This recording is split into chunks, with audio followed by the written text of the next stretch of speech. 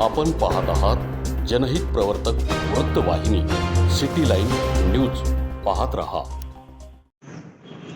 श्रीगोंदा शहरामध्ये शांतता आणि सुव्यवस्था अबाधित राखण्यासाठी आणि सर्वोच्च न्यायालयाच्या आदेशांचे पालन करण्यासाठी श्रीगोंदा पोलिसांनी डीजे साऊंड सिस्टीम धारकांवर धडक कारवाई केली आहे.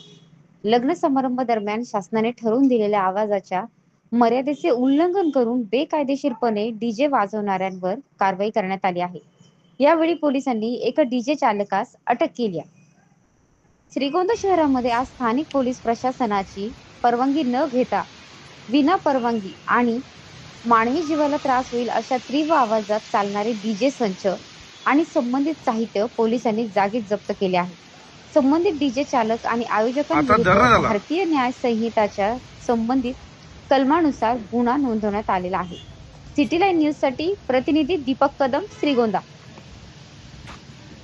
लोकांसाठी, लोकक्रांतीसाठी जनहित प्रवर्तक बनलेले निर्भीड, निपक्षपाती web portal, YouTube channel city line news like करा, कमेंट करा, सबस्क्राईब करा, बेल आयकॉनवर दाबून शेअर करायला विसरू नका.